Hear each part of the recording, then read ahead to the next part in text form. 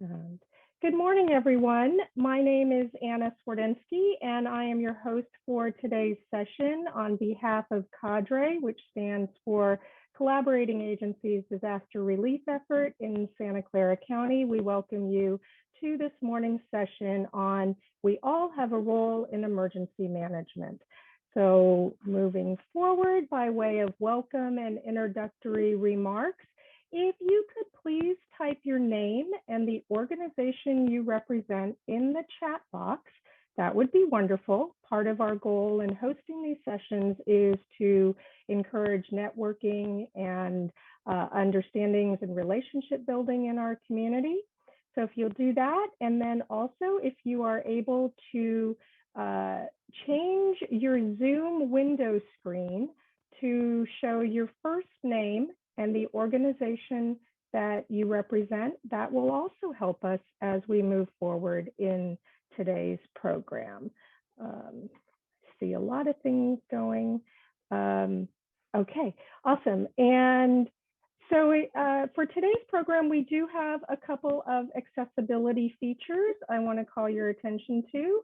One is I am right now enabling live transcript to be running via Zoom. That will allow you to open a live transcript window that can run kind of in the side panel as like a chat box. If you, it also will run subtitles, and if you find that not useful or distracting to you, you have the option in your own control panel to toggle that off. We also are pleased to have ASL interpreters here this morning for today's session as well, and the spotlight will be on them throughout today's program. So we welcome and thank Carson and Sharon for joining us for our interpretation this morning. I will be serving as the access coordinator for today's session as well. So if you have any accessibility issues, please feel free to direct message me throughout today's program, and I'll do my best to assist you with any access issues. And with that, let me move us forward one more slide. And I think you might have noticed we said we were going to be live streaming this on Facebook Live for the Monterey County OES feed. So we're going to go live with Facebook right now. And Luna, can you confirm with me if that worked before I continue?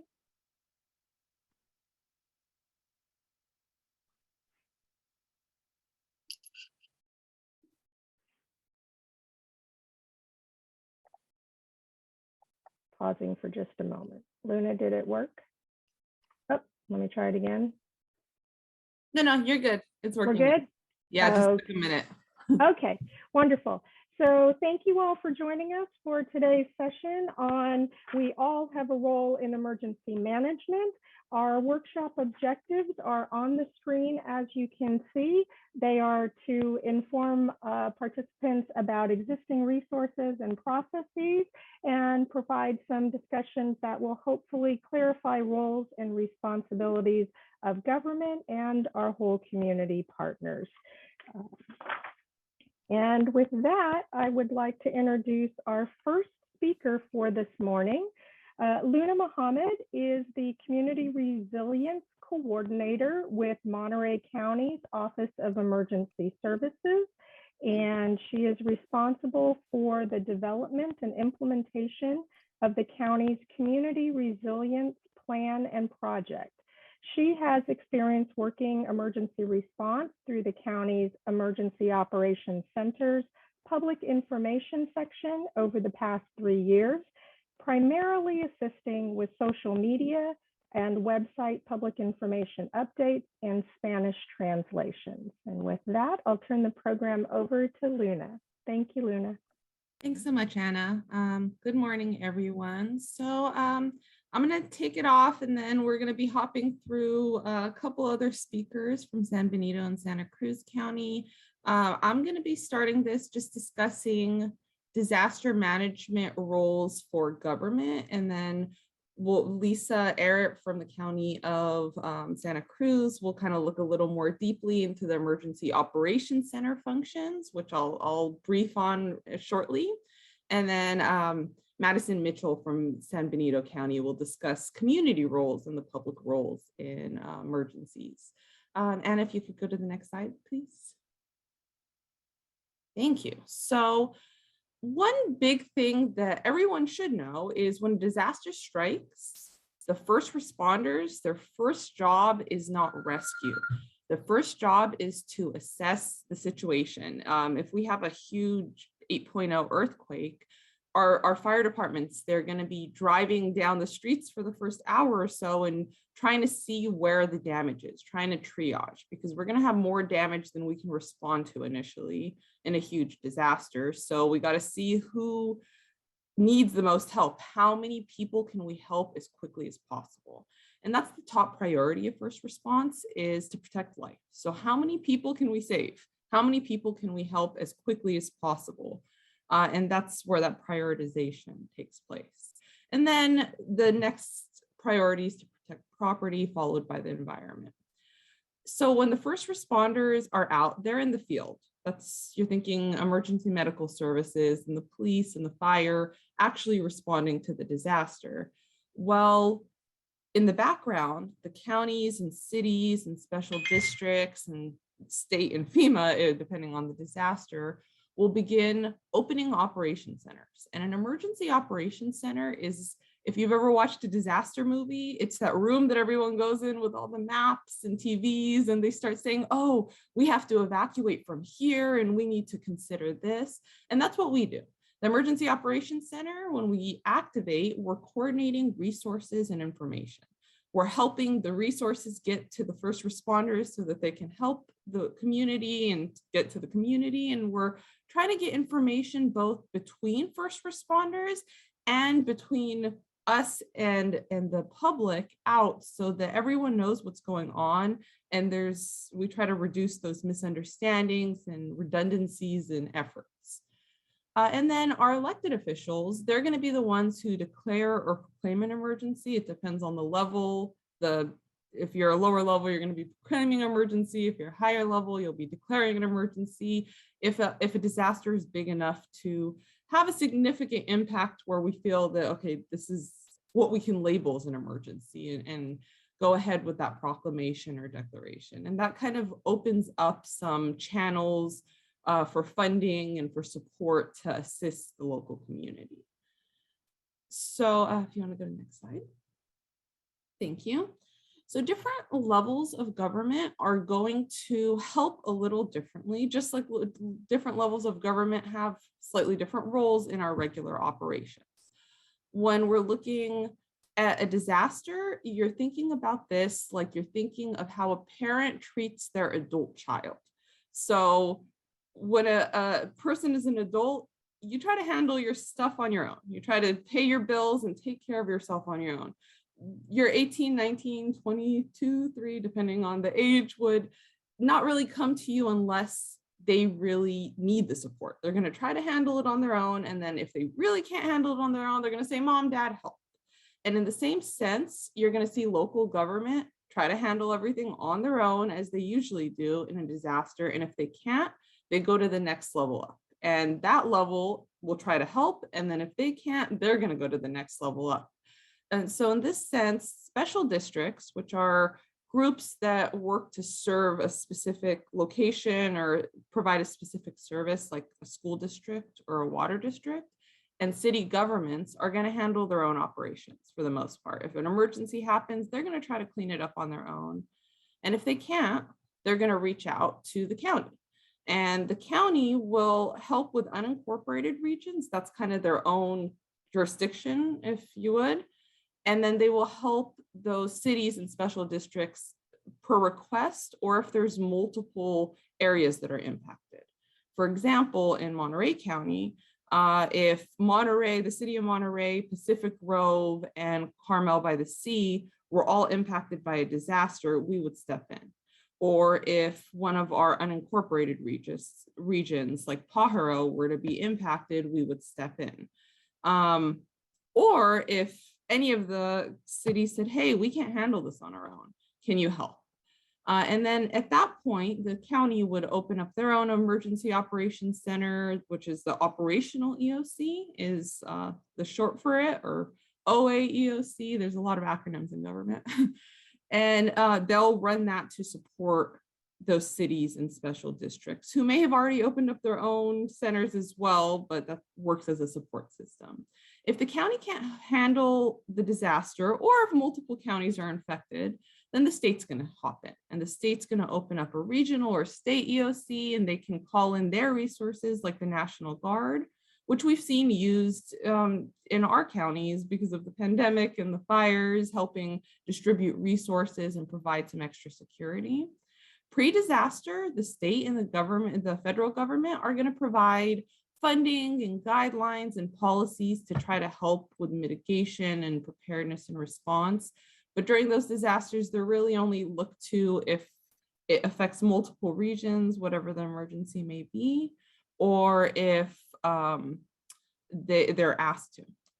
So, and they're shown the need. So just like if a 20-year-old has money to pay the rent and asks their parents for money, they're going to say, hey, you have money, why are you asking me? In the same sense, if the county can handle an emergency and says, hey, state, I need your money and funding and support, the state's going to look and say, have you done everything you could to address this need? And if not, then they'll come in and help as they can. And likewise, if the state can't handle it, they'll go to our Federal Emergency Management Agency, FEMA, which is our US government level federal agency for emergencies. Next slide. So this, I know it's really small. It's not really here for you to read. It's more to kind of understand the intersectionality between the state, which is that red, and the blue, the national, and the local governments. And really the purpose of this slide is more of a visual. Just like the federal and state levels, they handle, for example, the feds handle foreign affairs. And in that sense, if there's a international disaster like a pandemic, they're managing a lot of the international relations because that's what they generally do.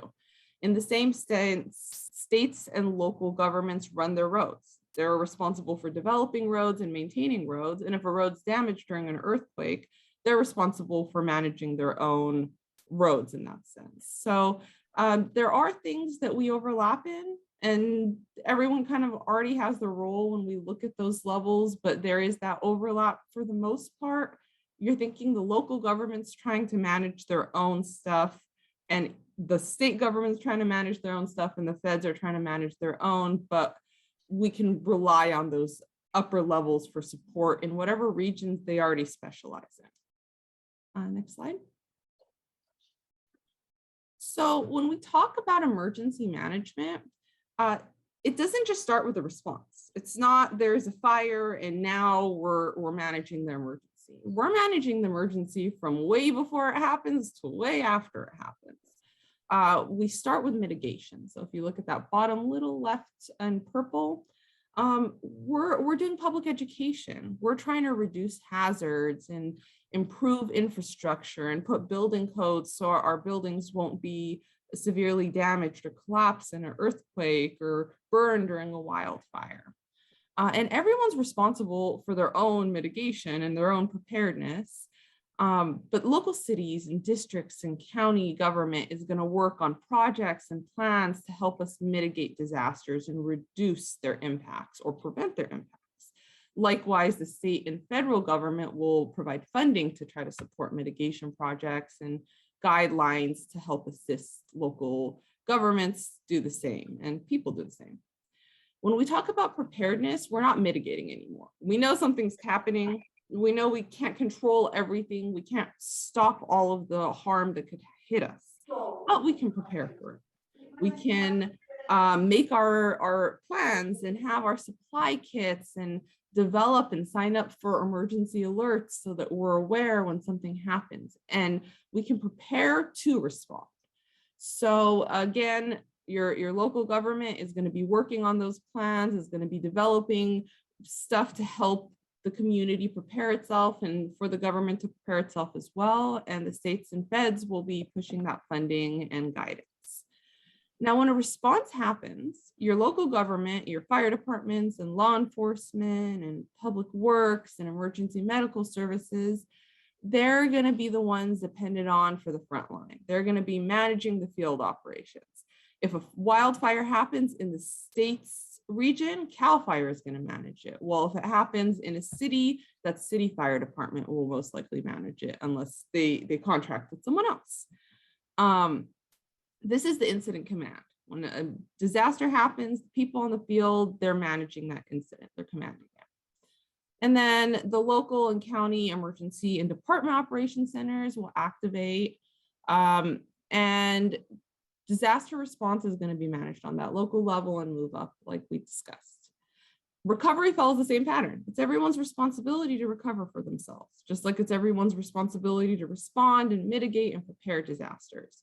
When you need help, look up to the next level above you. If the community needed help, they go to their community organizations and government. If the community organizations need help, they would reach out to the government for assistance or larger organizations. If the local government needs help, they're going to look to the county and then to the state and then to the feds.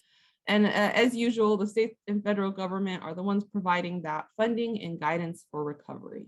Not to say there aren't some local guidance and recovery funding that can happen during any of these stages, but most of it's filtered from the state and feds coming down.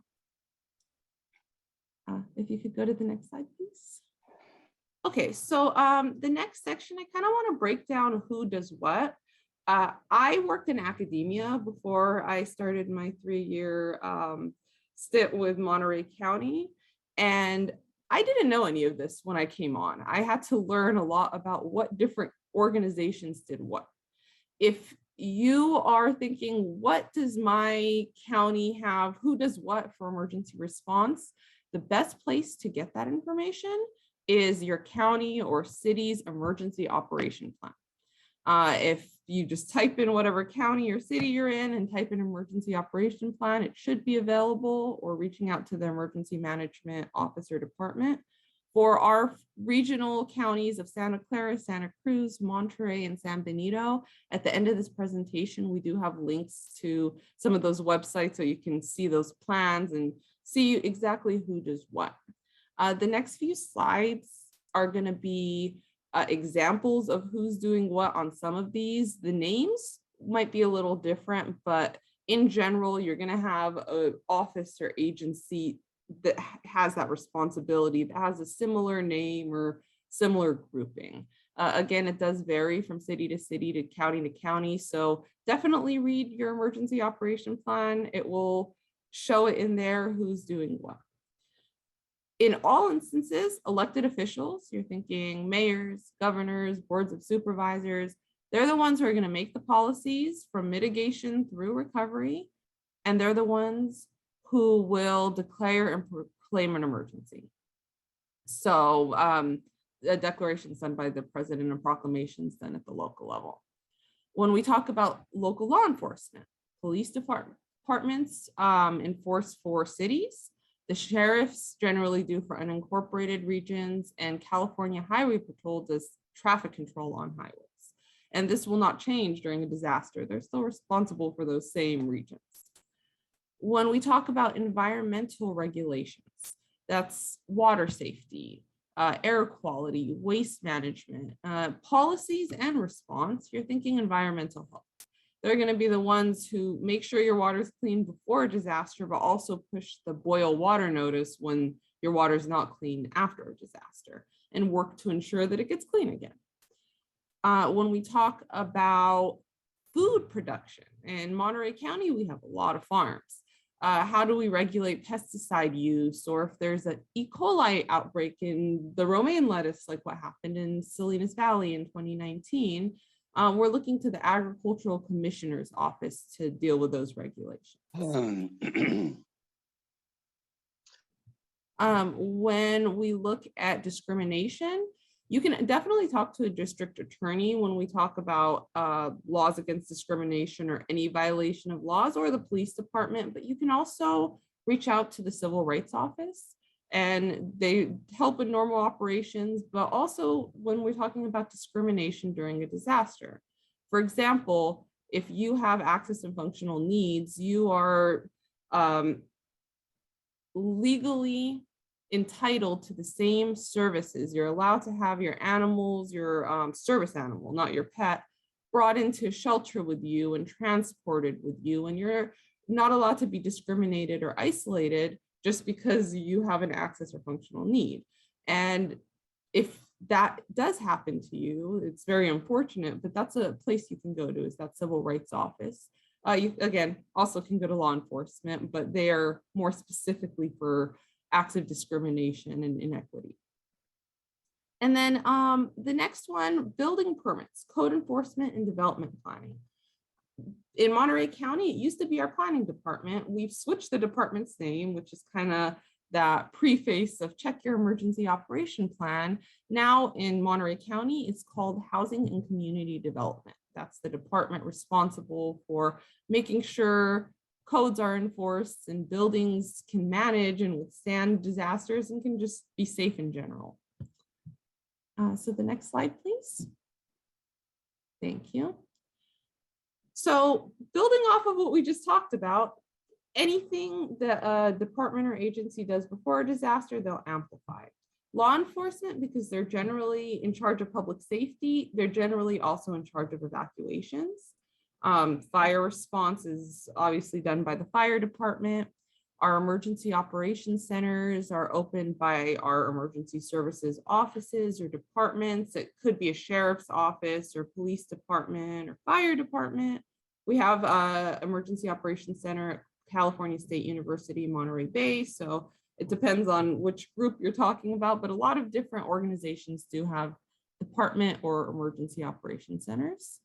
And then evacuation and mass care. So when a disaster happens, people might be having to evacuate. They might need sheltering, food, water, medical assistance, resources.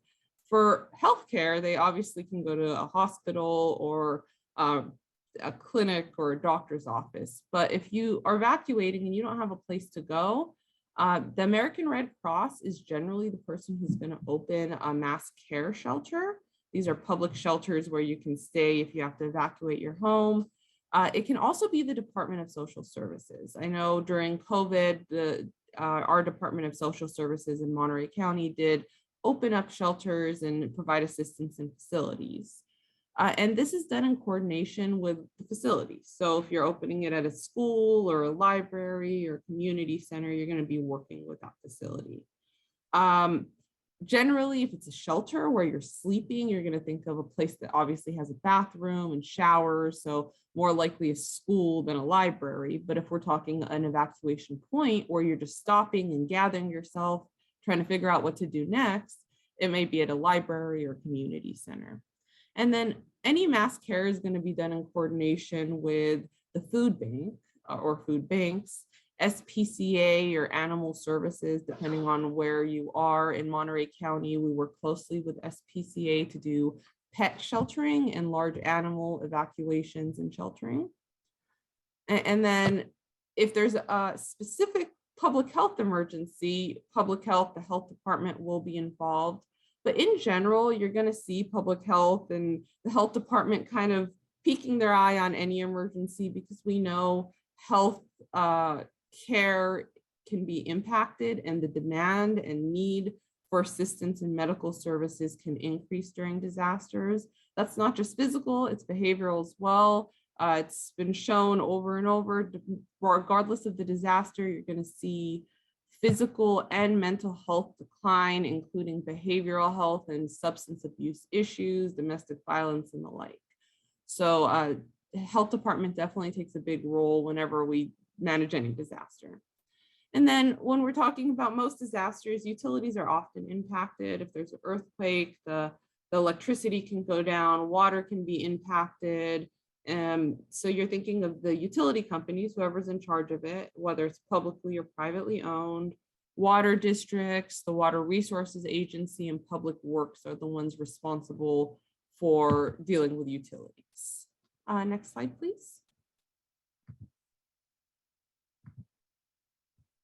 So for debris management, and debris is anything that kind of is just trash and waste after a disaster. So debris could be the burnt material after a fire, or the debris from a mud flow, all of the garbage and houses and pieces of stuff that's been dropped through a landslide or mud flow.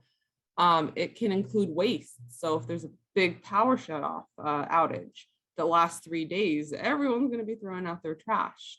If there's a transportation issue, you may see the garbage guys can't come and get all the trash, so you're going to see trash piling up, something along that line. So all of that's debris.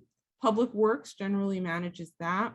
In a lot of counties, it's in coordination with their parks or recreation or facilities department. In Monterey County, it's one department, Public Works, Parks, and Facilities. For mass fatalities, it's very unfortunate. During disasters, people die. And if there's a lot of people who die, someone needs to manage it.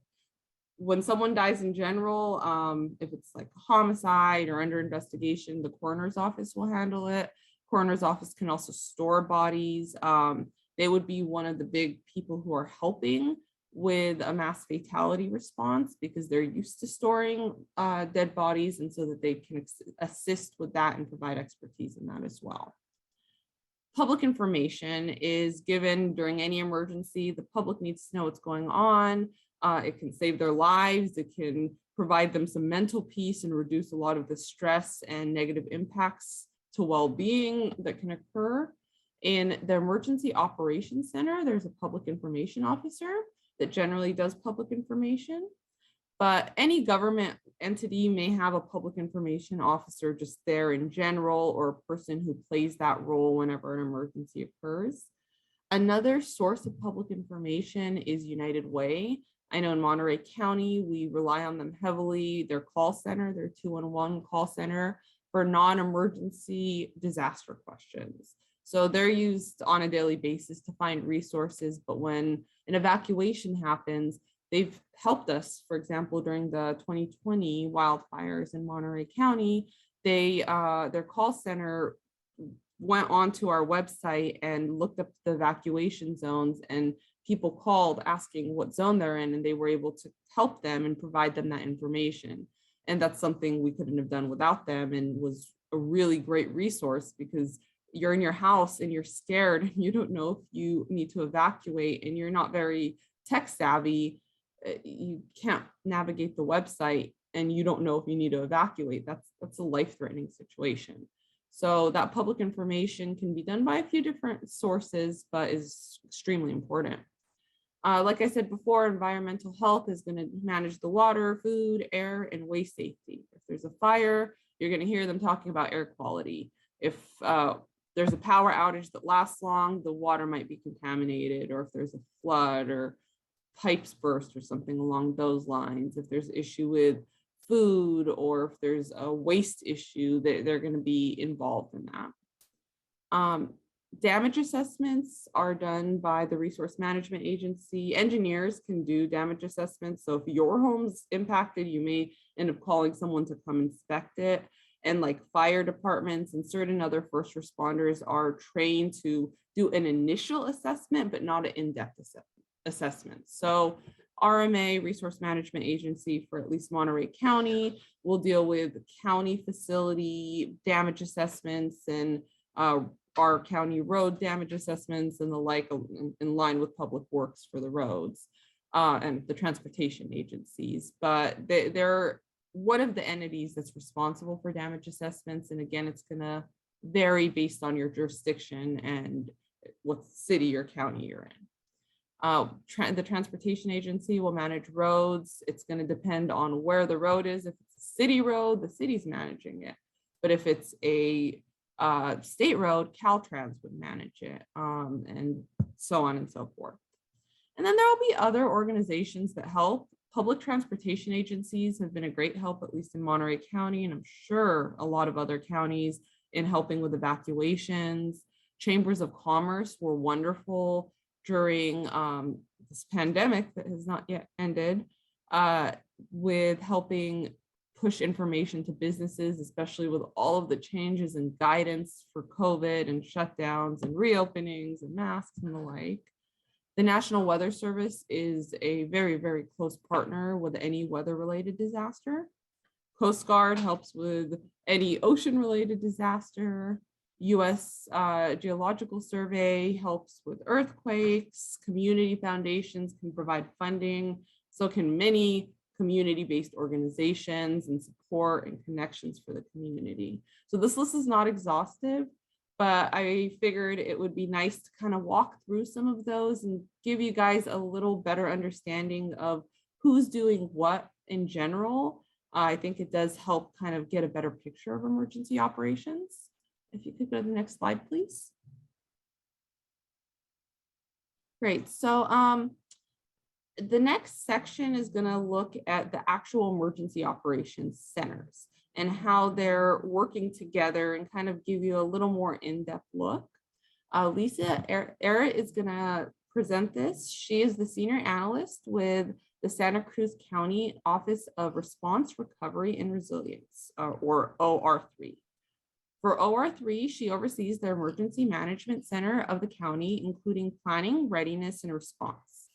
Lisa, if you want to take it away. Sure. Thank you, Luna. Appreciate being here with everyone today. And thank you, Luna, for covering the extensive overview of the agencies and what they involve in during crisis planning, mitigation, and response. The graphic we're looking at here now is kind of a vertical image of those response agencies and how they're working in a vertical structure during any level of incident. The field response box at the bottom, that is commonly your law or fire agencies, sheriff, highway patrol. And they're, of course, responding to matters of traffic or crime or injury or risk to the community. Those agencies, of course, report under your local government and where the managing offices of those agencies. And then the next box up is the operational area.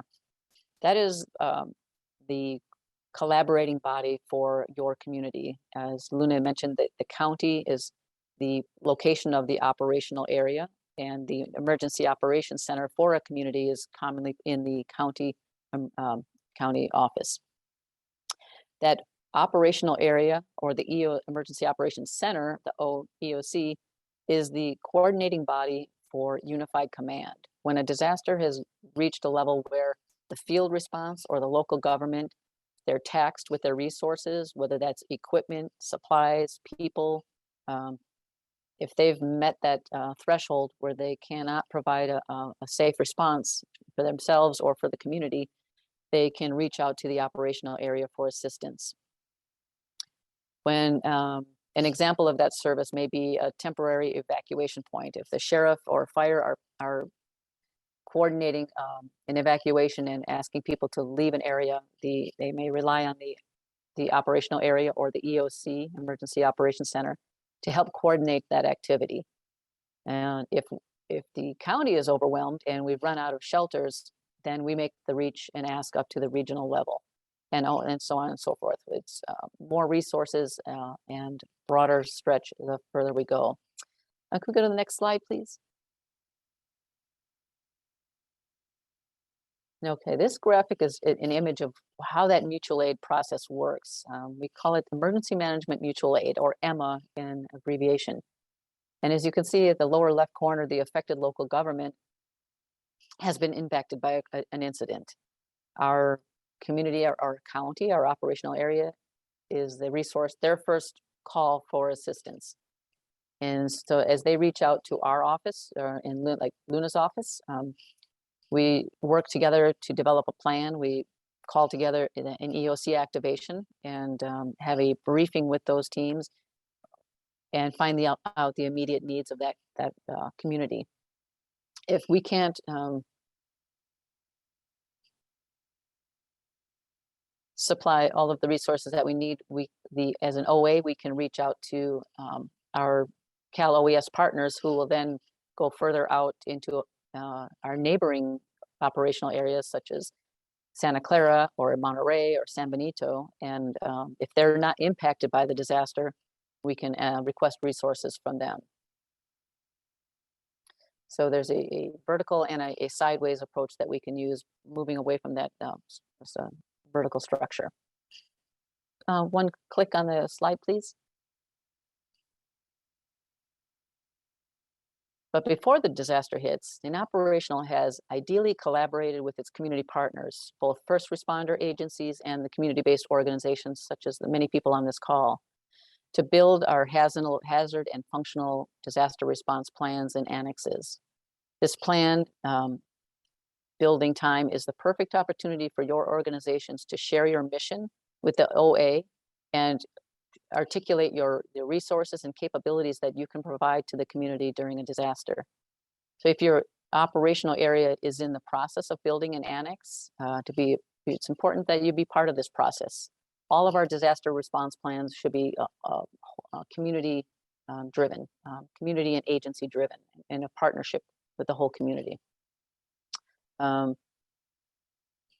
The functional annex examples would include things such as a mass care and sheltering plan, a logistics and resource management plan, or volunteer management plan, getting food or resources to the community, or disaster recovery outreach, which our county is experiencing from post-CZU fire. There's a lot of community outreach that's happening with the long-term recovery group.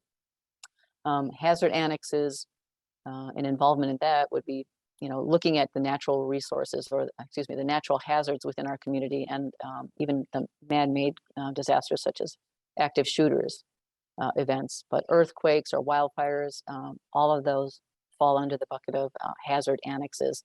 And your operational area or your EOC will be working with its agency partners and the community and the fellow jurisdictions to build those plans.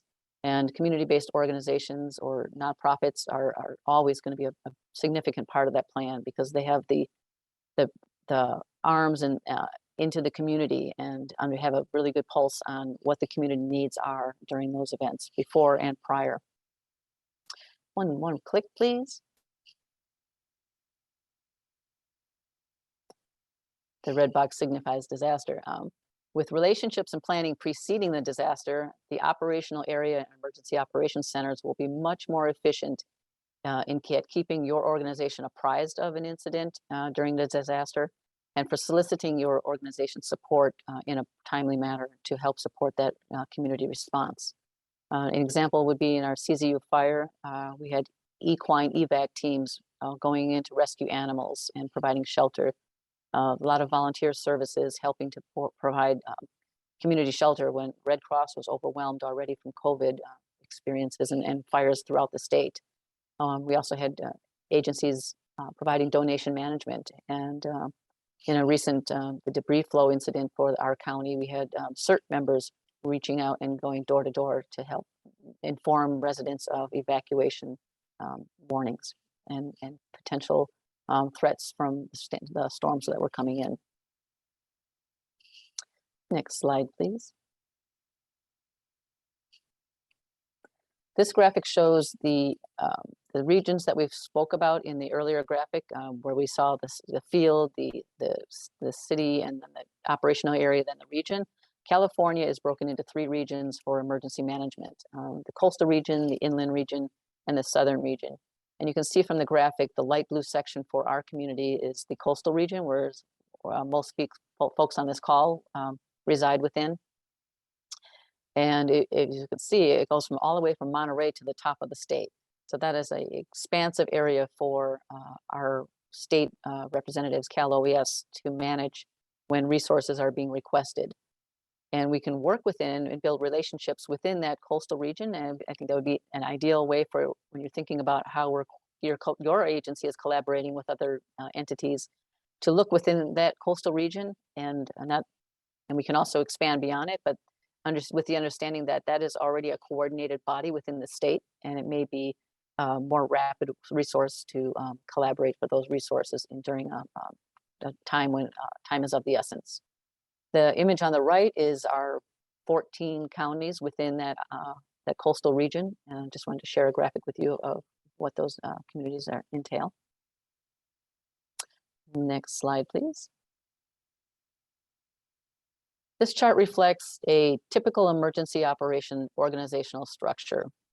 Again, the Emergency Operations Center is the location within either a city itself, where they may have an EOC, or at the county level if the event is exceeded the capacity of a city or a town, that it now is being responded to within the county. So the Emergency Operations Center has a structure that's defined by FEMA, which was an incident command structure originated in California, but now is broadened across the country. And at the top of that chart, you'll see a EOC director or an incident commander. For the EOC, and outside of law enforcement and fire, we typically refer to that position as EOC director. And just below that is the liaison officer. For community-based organizations, this liaison officer is usually your link to the EOC. They are receiving, you see they're high in the organization chart, they're receiving rapid information regarding the incident, and they're involved in all of the meetings within the EOC that are providing objectives on how the community is going to respond to an incident. So your tie into that liaison officer is important. Ideally, within a community, we have a central body organizing the community-based organizations within the county and channeling up that situation awareness back and forth to the liaison officer and the community-based organizations.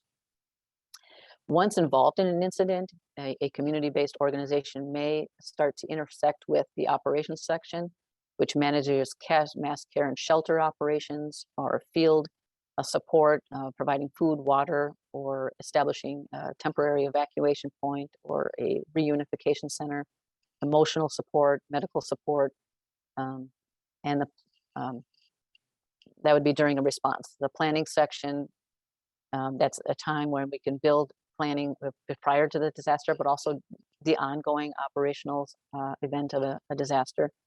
The logistics team is moving resources around for the EOC and during the response. And of course, the finance section is tracking accounting and resources for it. So anyone working within the EOC or volunteering for the community will have some intersection with these agencies, finance and admission, administration, of course, tracking all cost and timekeeping, even when there's volunteers involved. And I'm going to pass this back to our next speaker is Anna. Thank you, Lisa. And hang on just a moment as I manage all of our spotlights. Okay, so the next segment we wanted to cover is to talk a little bit about how the community responds. And what you see on the screen here in these bullet points are various ways our nonprofit and faith-based organizations might be able to assist in times of a disaster or an emergency. And so using the chat box, if you don't mind, for those of you who are on this with Zoom and not on Facebook, if you could type in into the chat box if there's one of these types of functions or services that you provide as part of your agency, so folks on today's call can see the types of services and the diversity of programs and expertise that we have on our Zoom session today. Starting with the left logo, National VOAD. VOAD stands for Voluntary Organizations Active in Disaster. This is a national grouping of nonprofits of over 60 different types of disaster relief organizations. And there is a national VOAD affiliate in every state and territory for the United States that's called a state level VOAD. These state VOADs are the best way to get involved in disaster relief in your area. And in some of our local communities here in the Greater Bay Area, we also have local VOADs or local COADs, community organizations active in disaster. But to give you a sense of the national organization, this was founded over 50 years ago, in response to the challenges that many disaster organizations experienced following Hurricane Camille, which was a Category 5 storm in the Gulf Coast in 1969. And up until that time, numerous governmental and private sector and nonprofit organizations had been assisting disaster survivors independently of one another. And as a result of that, services and resources were kind of haphazard. And so the National VOAD organization was formed with a goal to assist in helping with unnecessary duplication of effort that often occurred, and to help better coordinate and organize the nonprofit and faith-based sectors.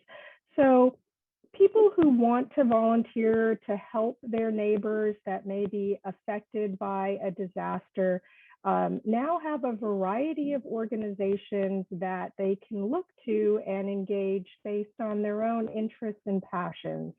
And so today, National VOAD is comprised of over 70 large faith-based, community-based, and nonprofit organizations. And so if you aren't familiar with some of the groups on the screen or the types of services that you're seeing listed in these bullet points, we encourage you to put a question or a resource in the chat. I'm seeing a few things pop in.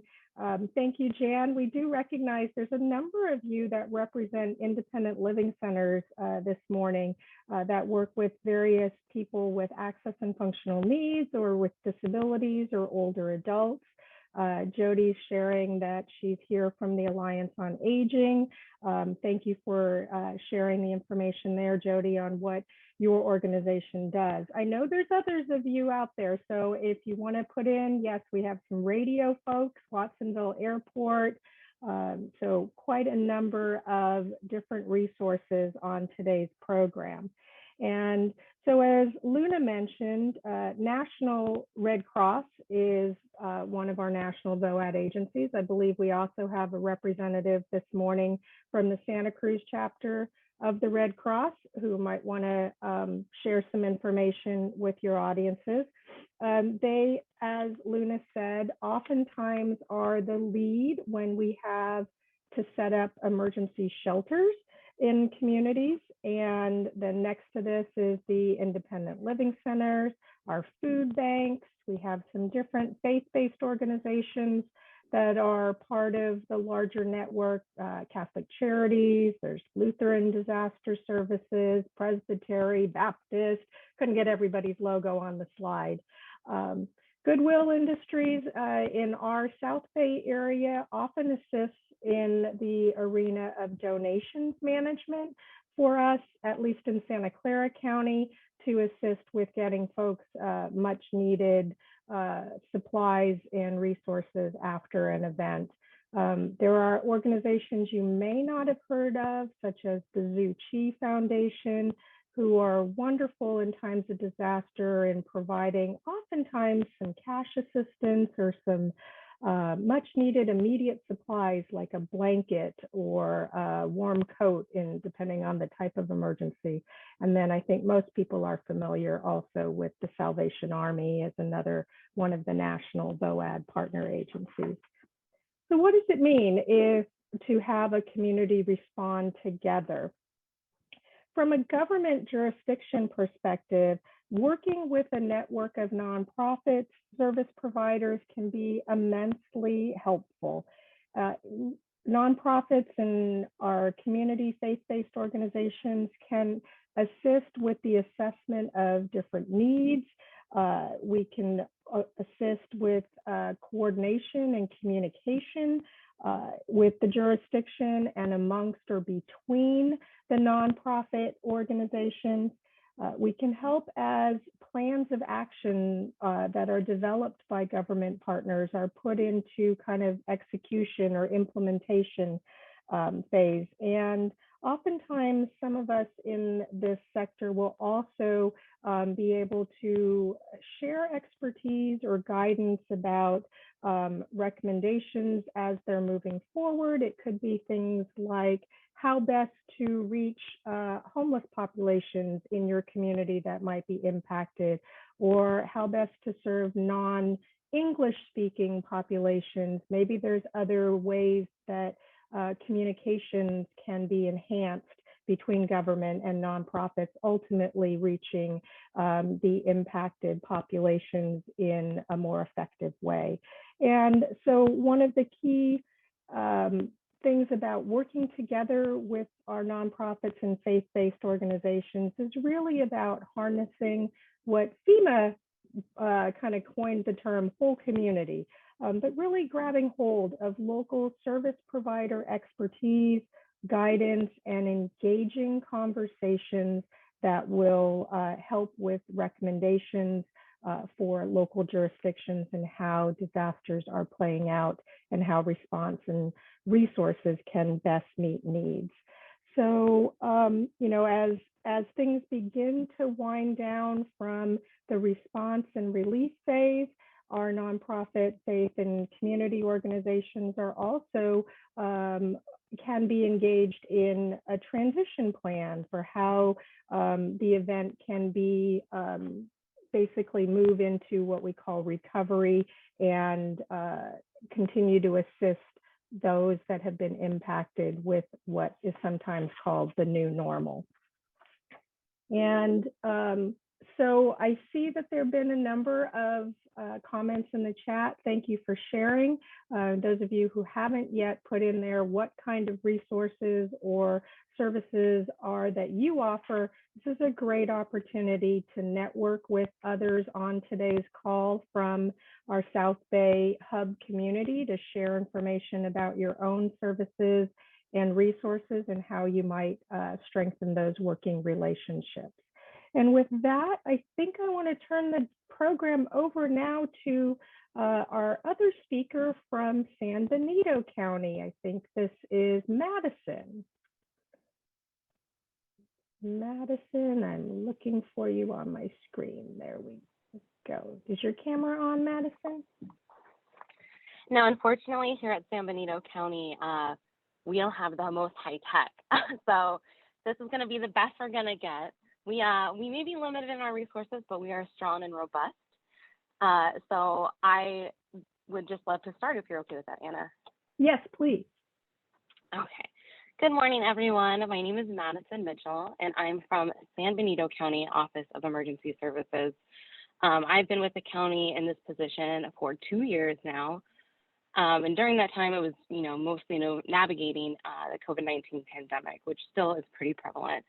So most of my experience here is virtual, which is definitely different.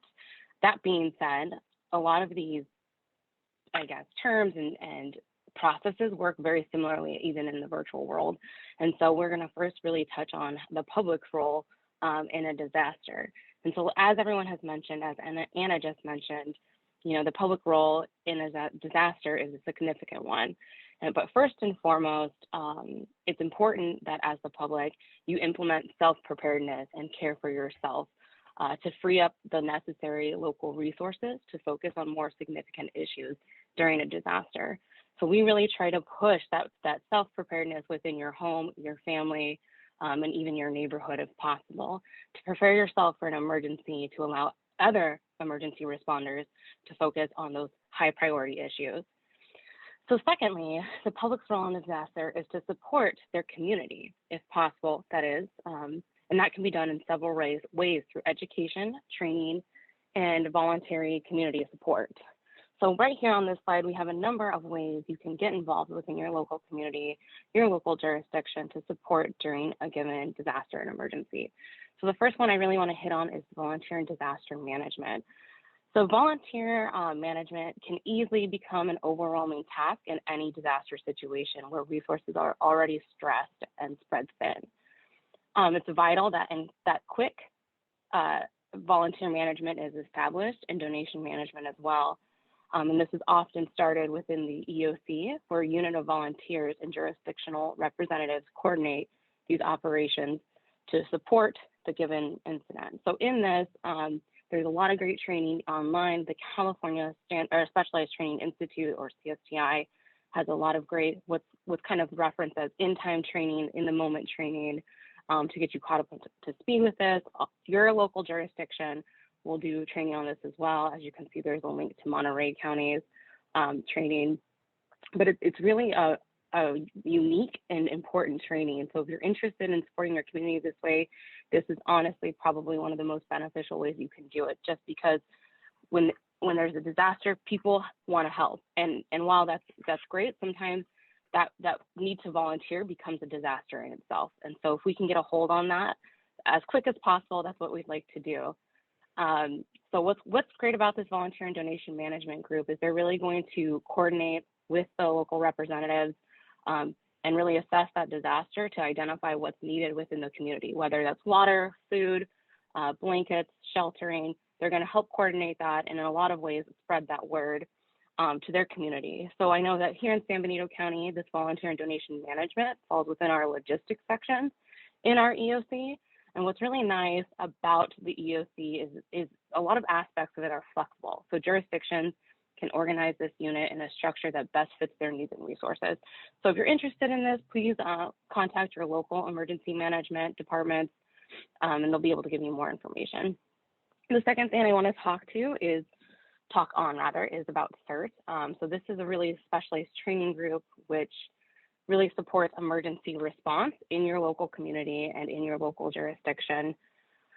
So CERT can play a really critical role in a disaster, and these CERT personnel, so your community emergency response team, can be deployed to assist with several tasks during an emergency and even within community events. All of the jurisdictions here today, especially those who have been speaking, have their own CERT program or CERT programs.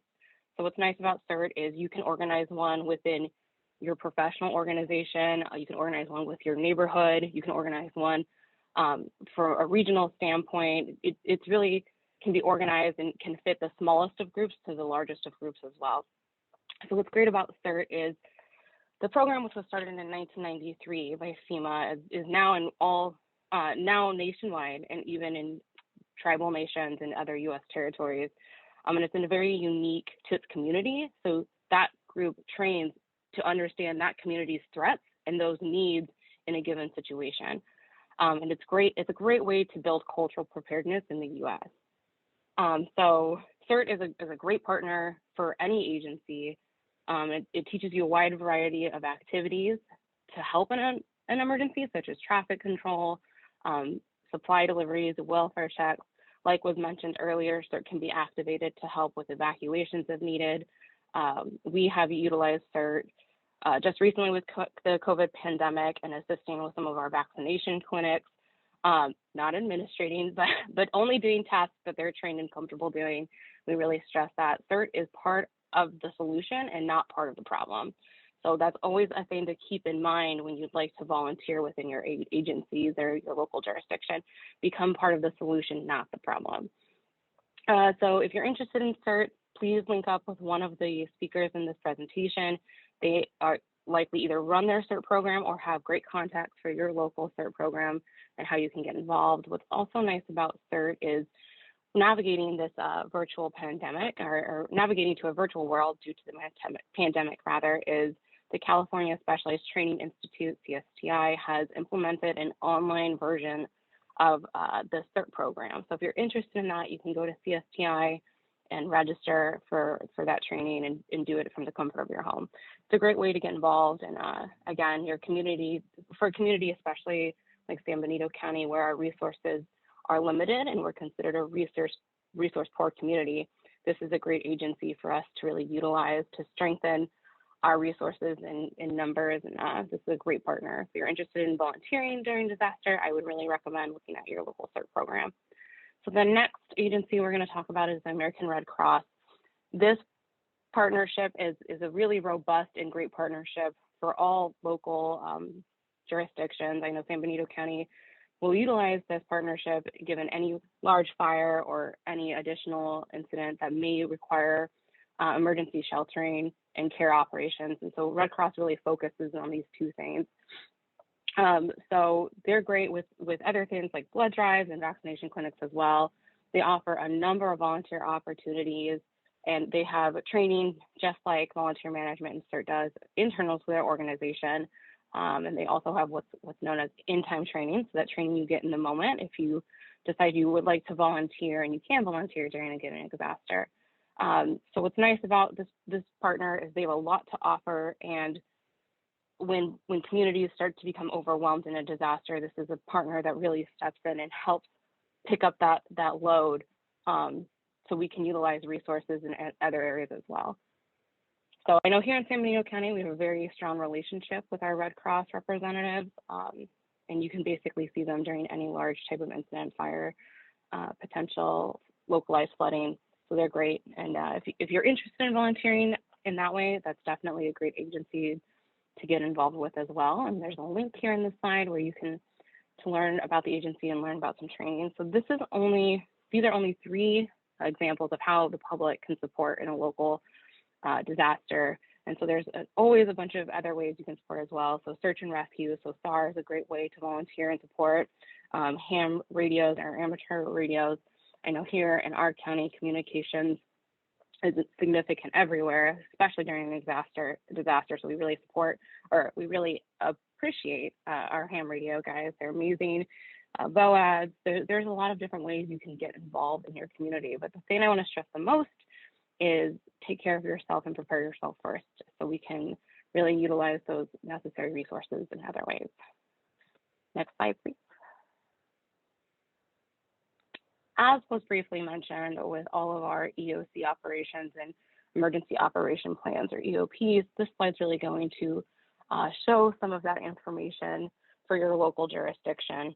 Again, so while emergency management is pretty standardized nationwide, it's also very flexible, and it allows for agencies and jurisdictions to really utilize these structures in a way that best fits their local jurisdiction and that best meets their threats and their needs.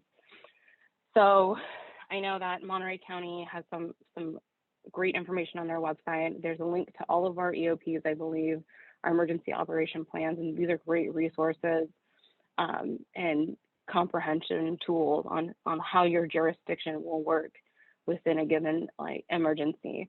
And what's great about these is they're pretty generalized, and you can attach annexes to these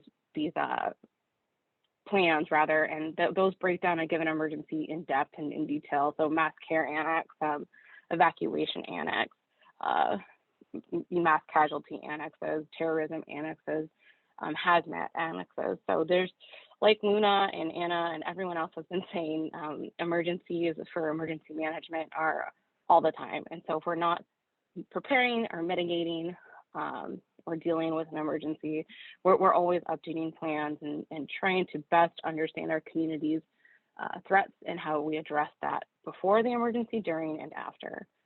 So I'm going to give this back to Anna. Sure thing. Thank you, Madison. Let me go ahead, and at this point, we are going to open things up for questions. If there are questions from the group, I'm going to go ahead and spotlight all of our presenters from this morning. And Luna, I think I need your camera on to spotlight you. And unfortunately, if your camera is not on, as we have with Madison, I don't get to spotlight you on the little Zoom panel. But are there questions? I asked in the chat box. If you had any questions, feel free to raise your hand at this point in our program so we can call on you to unmute yourself, or you're welcome to use the chat box if you are shy. But this is your opportunity to ask any of our presenters today any questions or share any comments or feedback you might have on today's program and what you've heard. So let's see, I'm not seeing any hands raised. You're such a quiet group this morning. If we don't have any questions going forward, we're actually kind of on time or a little ahead of schedule. Servando has his hand up. Let me go ahead and unmute you, Servando. If you could start by announcing what organization you're with so we can all become a little more familiar with you, you're welcome to go ahead. I see your hand up and I see your audio is still muted, Servando. There you go. All right. Good morning, everyone. Actually, this is Bill Evans from Clínica de Salud de Valle de Salinas. I work with Servando, so maybe we've all joined as a group. But I just wanted to say thank you to all of the panel members for the wealth of information you guys have provided for us this morning. Wonderful. Thank you for that, Bill. You're welcome. Any other questions or comments? Okay, feel free to do so. I'm going to move us forward with some closing remarks and a few other little bits of information as you think about your questions or decide if you want to raise your hand. This whole series of, actually today's workshop, let me back up, was a part of a series of community preparedness trainings that were offered in the South Bay hub of the San Francisco Greater Bay Area. CADRE, as I mentioned at the early part of the program, represents the South Bay hub to our Bay Area Urban Areas Security Initiative. And we are thrilled to be working with Luna, Madison, Kelsey, and Lisa on the programs that we offer in the 4-county South Bay area. So what you see on your screen here today is the last session that we have for this particular grant term. We are offering one more session of what we call open forum technical assistance session. So if you are a nonprofit, faith, or community agency and you're working on building your own agency's emergency and disaster plan, if you have questions, you want additional support or resources, we have one more, kind of think of it as open office hours on the first Friday in December at 9 a.m. to 10:30. You're welcome to log in and we'll host a Zoom session to just get to know one another, talk about anything that you would like to ask questions on, or see if we can provide you with additional resources and tips to help better prepare your organization. So that's on the screen, and I see Jerry Fisher has his hand up. Jerry, if you want to go ahead and unmute and ask your question or comment, we welcome you to do so at this time. Thank you. This is Jerry Fisher, and I'm representing Christ Fellowship Church in Hollister. And one of the things that we've been talking about for some time, and now I am the one that has been asked to do this, is to develop an emergency operation plan for our church, especially during services, and for ideas like what happens if a person passes out and goes down? How do we respond to that to get the emergency responders there as quickly as possible? What do we do to render any type of assistance to that person? What would we do in the event of a shooter? So I want to get involved in writing an emergency operation plan for the church. Can you give me an idea, where do I begin? How about I first ask one of our other speakers to respond, and I'll bring up the rear on the question. Sure. I can offer some ideas on that, Jerry. It's a really good question, and I'm glad your church is thinking of it. I think every business and school and club or organization should certainly have an action plan in place. One thing you can think about building is sort of a building emergency plan or a facility emergency plan, and there is a wealth of resources through FEMA regarding building plans for disaster response or any type of incident, active shooter events. There's videos for training, how to build the shell of your frame, your plan, and to build a medical emergency response team where somebody, they each have roles within it. Somebody, a group will, first thing to call 911, of course, to flag down the ambulance, to clear the area and give that team space to come in and respond. But all of that, the tips and instruction you can find in the FEMA, and a lot of Red Cross. American Red Cross has a great resource list for emergency response plan building as well. The National Fire Protection Agency has the NFPA 1600 guidance document, which is even more in depth if you want to go further in building an emergency and continuity planning. Other speakers want to offer resources they know of? Hi, this is Madison from San Benito County. I'm thrilled to hear that you guys are working on that emergency plan. It's really significant, and it's too often that people don't think about this until it's too late. So just the notion that you're starting is great.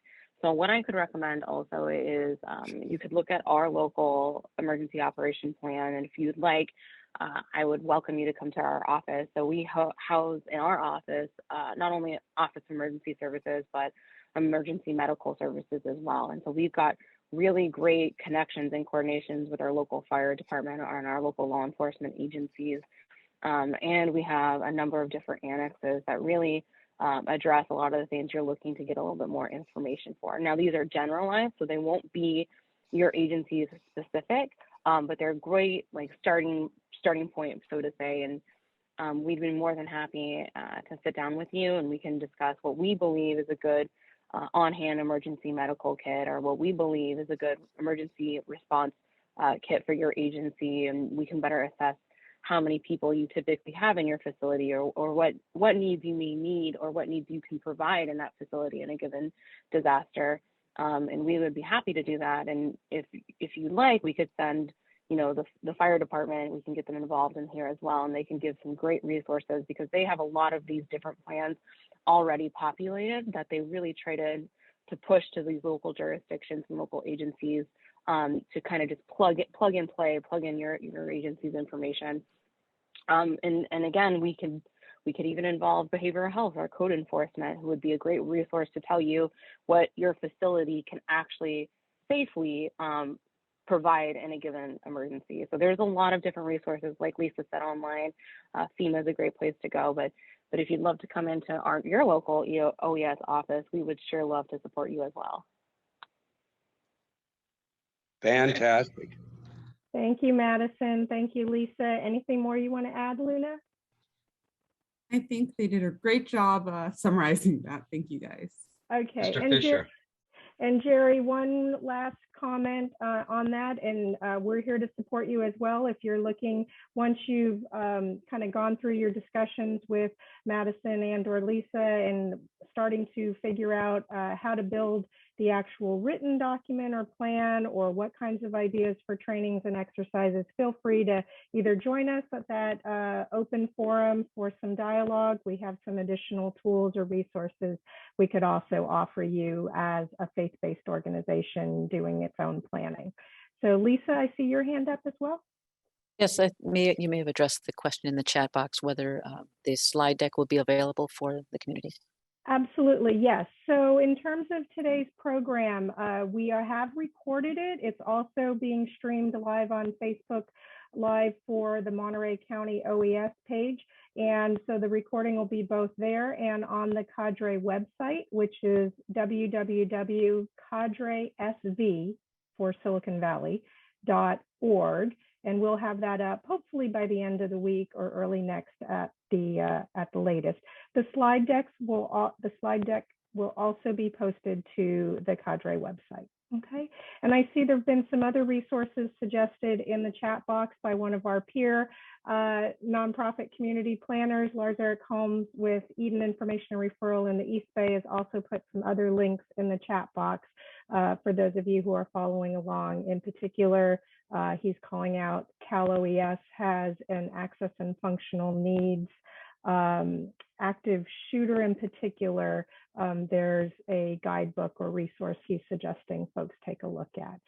And so you're still welcome to ask questions. I am going to go ahead, and as I said, this is a funded program from the Bay Area Training and Exercise program. So I do need to launch an evaluation or a participant poll. If you would be so kind as to answer, it's just 7 questions. Hopefully we'll just take you a few moments, but it helps us to tell our funders what you think about these types of programs and resources being offered in the community. So if you could click your thoughts in there, and then also when you exit today's Zoom session, there'll be an opportunity for you to offer some narrative feedback to myself and to the presenters team if you have any additional comments or suggestions for closing for other topics for us to present on.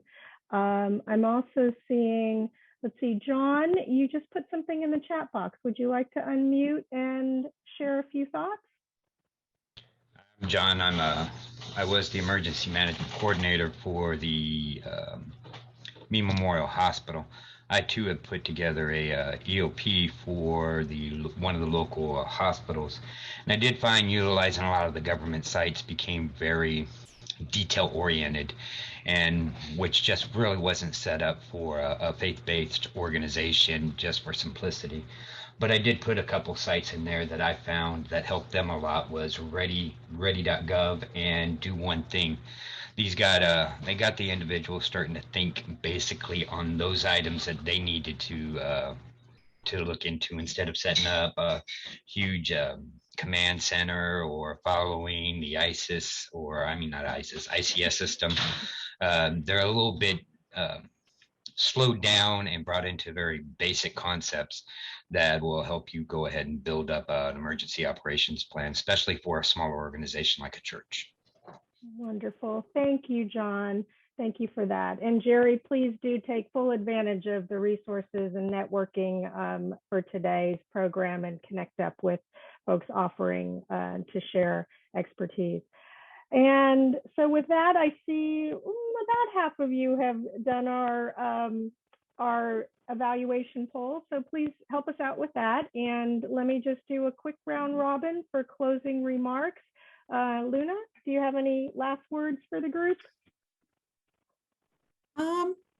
No, just thank you all for being here. This is the first time we've done this roles in emergency management. So if you haven't fully finished the form yet, if you have any tips and anything you wanted to hear that wasn't spoken on, I personally think this is a really great webinar to have, and I would like to see it implemented a lot more often. So if there's anything you can think of that will help make this more informative and helpful to you, please do share that. And thank you all for taking the time. I know early morning webinars can be hard to stick with, so I really hope that this was helpful, and thank you for coming.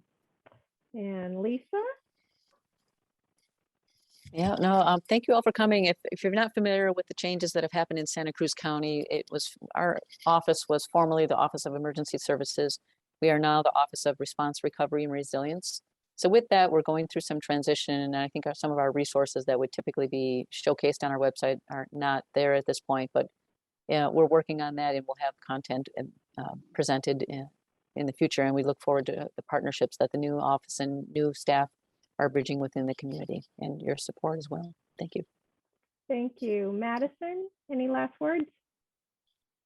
I just wanted to say thank you to all of the presenters, and you guys are amazing county partners, and that's really significant to a county like San Benito because we are so resource limited. Thank you to everyone who decided to attend. Again, a county like San Benito, I believe our greatest assets are our local community and those partnerships we can have. So please, if you have any additional questions on emergency operations or emergency preparedness and you're within the San Benito County local jurisdiction, I've put my email in the chat box. Please feel free to reach out to me. I'm happy to see you all here, and I appreciate this webinar. Thanks, everybody. Okay, and I'd like to close today's comments with a thank you to our ASL interpreter team of Carson and Sharon as well for joining us this morning and helping us make sure that today's program was fully accessible. Thank you. With that, we'll let you all have back a few extra moments of your morning, and thank you for being here with us.